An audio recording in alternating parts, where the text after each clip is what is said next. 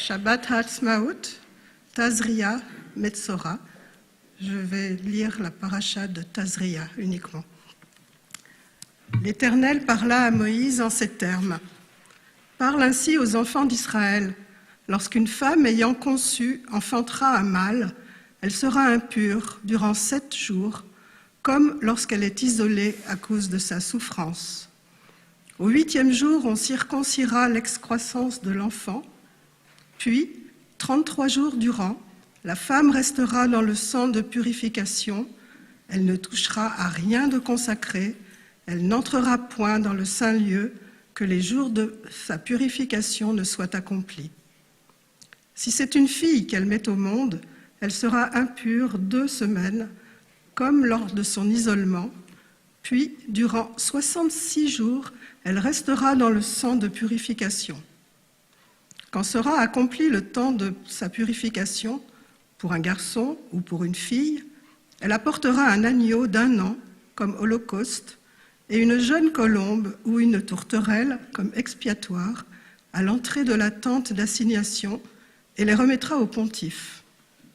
Celui-ci les offrira devant le Seigneur, fera expiation pour elle et elle sera purifiée du flux de son sang. Telle est la règle de la femme qui enfante, qu'il s'agisse d'un garçon ou qu'il s'agisse d'une fille. Si ses moyens ne lui permettent pas d'offrir un agneau, elle prendra 2 tourterelles ou 2 jeunes colombes, l'une pour holocauste, l'autre pour expiatoire, et le pontife fera expiation pour elle, et elle sera purifiée. L'Éternel parla ainsi à Moïse et à Aaron.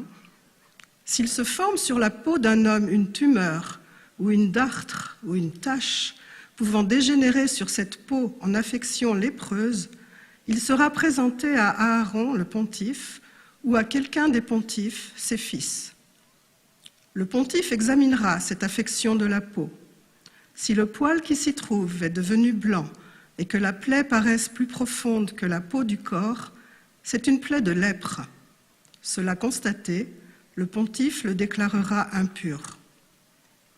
Si c'est une tache blanche qu'on voit à la peau, mais qui ne paraisse pas plus profonde que la peau et qu'elle n'ait pas fait blanchir le poil, le pontife séquestrera la plaie pendant 7 jours. Puis, il l'examinera le 7e jour. Si la plaie lui présente le même aspect, si elle n'a pas fait de progrès sur la peau, le pontife la séquestrera une seconde fois pour 7 jours. Et le pontife, au 7e jour, l'examinera de nouveau.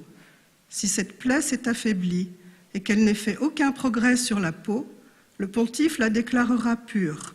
C'est une simple dartre. L'homme lavera ses vêtements et sera pur. Mais si cette dartre venait à s'étendre sur la peau après qu'il s'est présenté au pontife et a été déclaré pur, il se fera visiter de nouveau par le pontife. Celui-ci constatera que la dartre s'est étendue sur la peau, et alors il le déclarera impur, c'est la lèpre.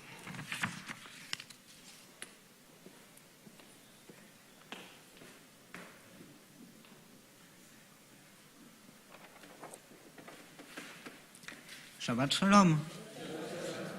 Alors, avant toute chose et surtout avant d'oublier, nous allons pouvoir compter l'Omer, puisque nous sommes dans la période de l'Omer, donc entre Pessah et Shavuot. Par contre, je n'ai pas retrouvé, donc si quelqu'un se souvient du numéro de la page dans ce sidour, n'hésitez pas à me dire, sinon je peux vous le faire de tête, mais c'est mieux si vous avez le texte. 334, très bien. Donc nous sommes à la page 334. Donc, Baruch ata Adonai Eloheinu melech haolam, asher kideshanu bemitzvotav vetzivanu al sfirat haomer. Béni sois-tu, Éternel, notre Dieu, roi de l'univers, qui nous a sanctifiés par tes commandements et nous a enjoint de compter l'Omer. Hayom, Yom Aesrim, la Omer. Aujourd'hui est le 20e jour du Omer, qui correspond à 2 semaines et 6 jours. Et donc, ceci étant fait, j'ai une petite question pour vous. Est-ce que vous arrivez à voir ce que c'est et est-ce que vous reconnaissez l'image?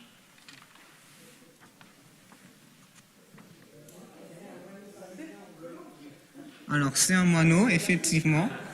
Un moineau bleu sur fond blanc. Donc, aux couleurs du drapeau d'Israël, ça tombe très bien pour ce Yom Ha'atzmaut.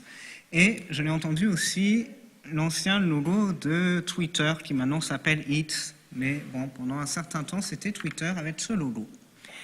Et donc, deuxième question, à votre avis, comment ? Oui, Twitter, tout à fait. C'était le réseau social. Deuxième question, et quel pourrait être le lien entre cette image et la paracha de la semaine ? Oui, il y a des tourterelles, effectivement, on parle de tourterelles. Mais dans quel contexte et pourquoi, si vous vous en souvenez ? Dans les sacrifices, donc on a vu...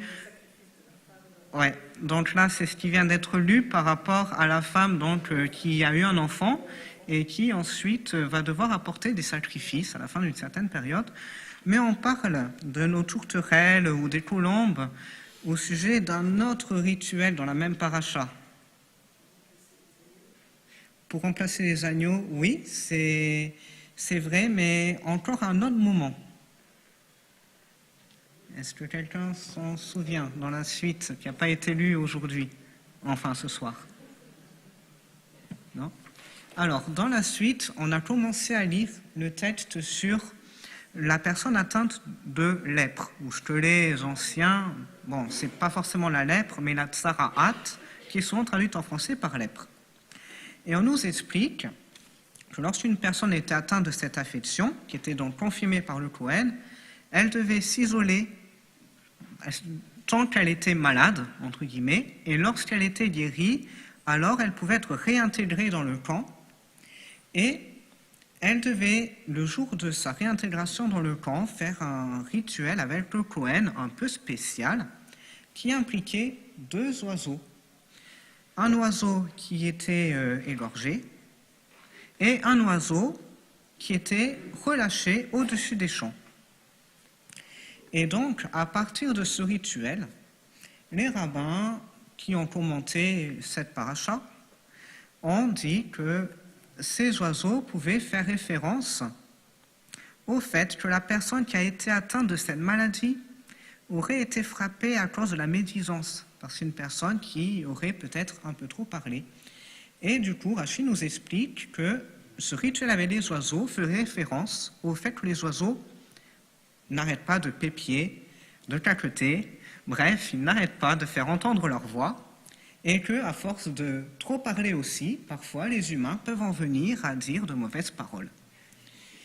Et donc, l'oiseau qui était égorgé faisait référence donc aux mauvaises paroles dont la personne souhaitait maintenant se détacher, tandis que l'oiseau qui était libéré sur les champs pouvait symboliser les bonnes paroles que maintenant cette personne s'engageait à dire. Ainsi, donc, on aurait un lien qui est effectué entre les oiseaux qui viennent dans le rituel de purification de la personne atteinte de lèpre, qui, selon ses commentaires, aurait été malade à cause du fait qu'elle se soit livrée à de la médisance. Néanmoins, il y a un risque dans cette vision des choses, puisque, en réalité, quand quelqu'un tombe malade, on ne peut pas dire que c'est pour tel ou tel comportement moral.